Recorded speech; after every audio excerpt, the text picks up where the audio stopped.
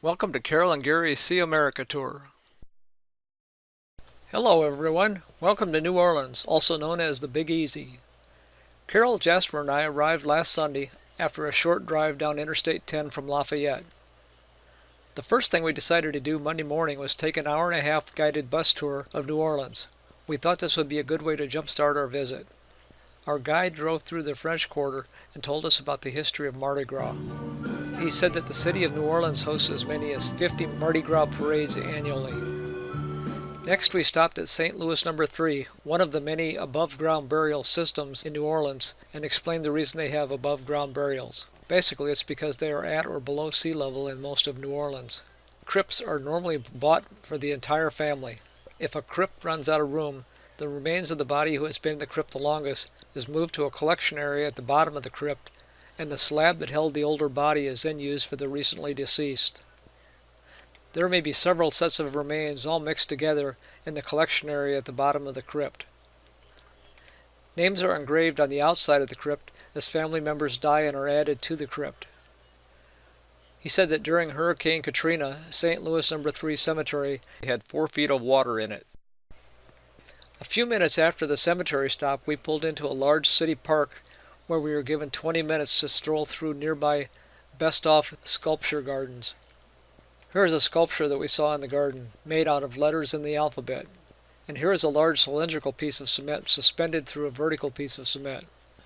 Our guide gave us a lot of details that should be very helpful in finding our way around New Orleans. July 10th, Carol and I took a 2-hour harbor cruise on the Mississippi River aboard the steamship Natchez. But as we were walking to the boat, we passed by the Café du Monde, so Carol wanted to try a beignet. I don't think she was that impressed by those things. Anyway, so we made it to the boat on time. Here is a view of the bridge that crosses the Mississippi River and of downtown New Orleans from the top deck of the boat before we took off.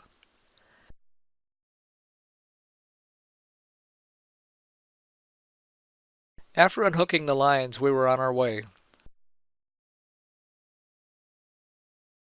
The Natchez is one of only 2 true steam-powered sternwheelers still working on the Mississippi today. While we were traveling, the announcer provided details about the ship and about New Orleans, like that one half of New Orleans is below sea level and the other half is only 3 feet above sea level.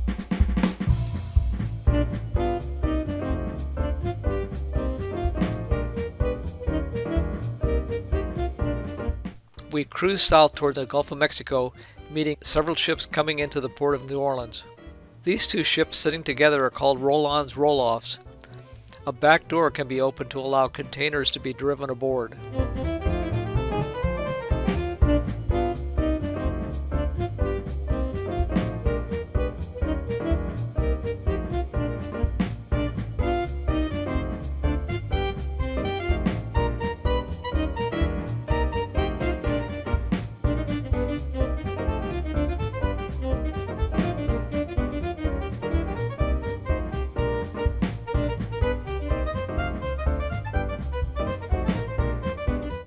We passed an oil refinery before heading back upstream.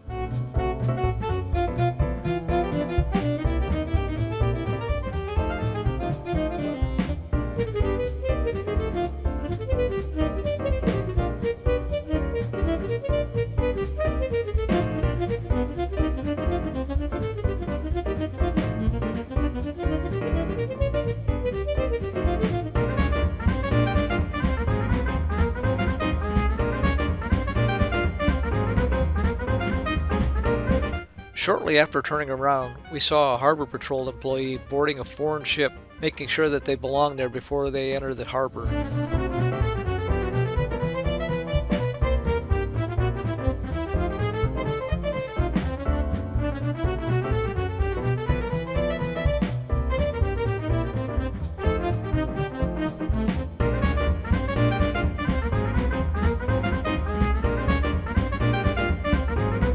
And here we are coming back into port.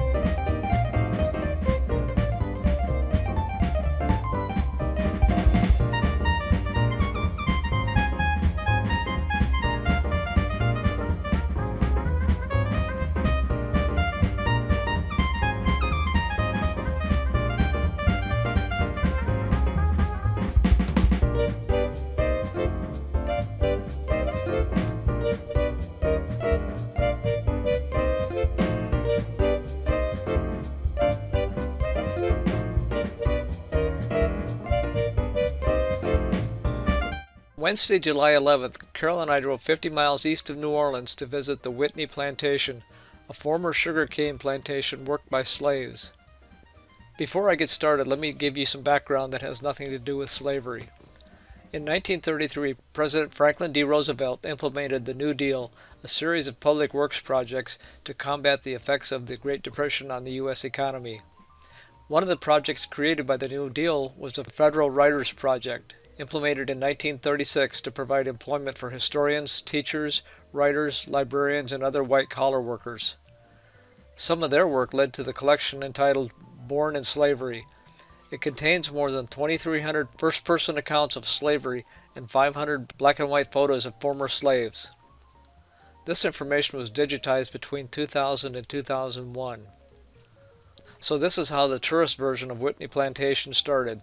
They compiled information from the accounts of slaves who lived and worked at Whitney Plantation and tried to portray life the way it was from the slaves' point of view. So on with our tour, but remember Whitney Plantation's goal is to tell their story from the point of view of the slave. 2,000-acre Whitney sugarcane plantation was started in 1752 by German immigrant Ambrose Haydel, his wife, and children. Slaves were used to harvest and process the sugarcane. In 1807, the United States passed a law saying that slaves could no longer be imported into this country, but it did not end slavery in the United States. Slaves already in this country by 1807 continued being slaves. Because of the strenuous work and long hours, most slaves had a life expectancy of 7 to 10 years.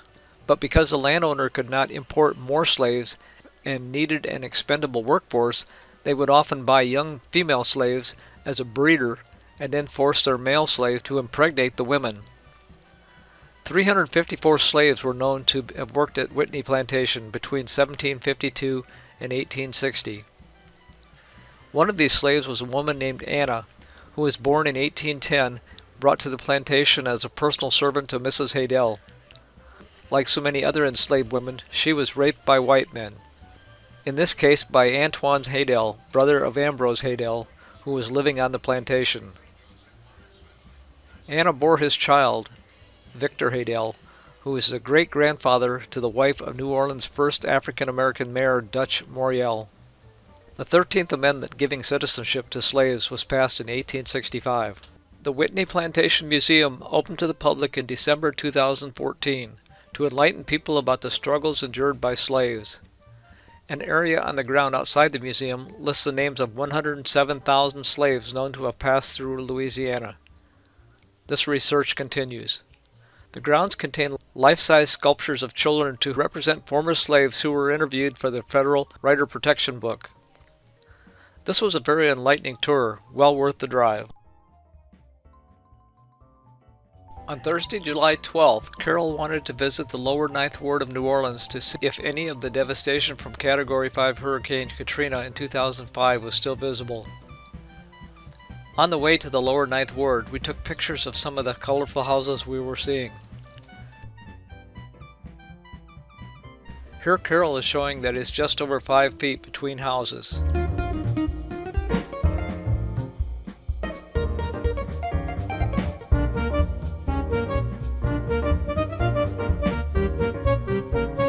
This is not the lower Ninth Ward yet, but even in this area many houses are still boarded up. Although appearing to be inhabited, this house still has the search and rescue information displayed on the front of the house. Here a person is proudly displaying their Mardi Gras beads on their front door. There is a great deal of construction going on in the area we passed through, but this is not the lower Ninth Ward yet.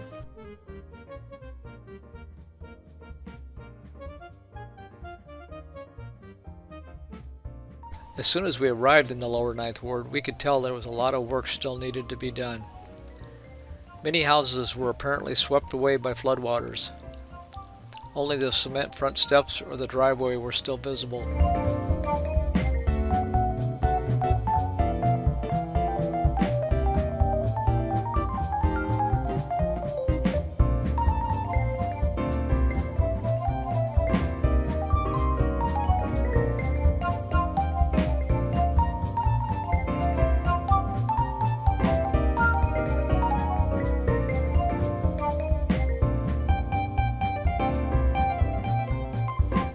Many of the lots were overgrown with tall weeds.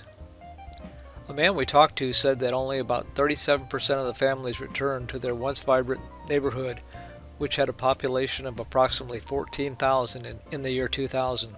Many houses have structural issues making them uninhabitable.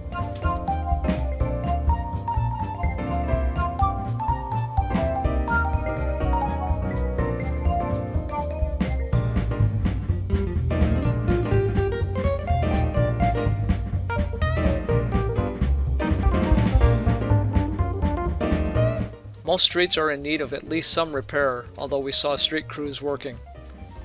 This video doesn't show up well, but this dip in the street was so severe that I was concerned about dragging the front bumper when driving through. Friday, July 13th, Carol and I drove to the New Orleans Garden District. The Garden District is described as the best preserved collection of historic mansions in the southern United States. Most of the houses in the Garden District were built between 1832 and 1900, but I'm not going to lie to you and tell you that I know the difference between the architectural styles. I know that this is a Greek Revival style house, built in 1857, but the only reason I know that is because there was a sign in the yard.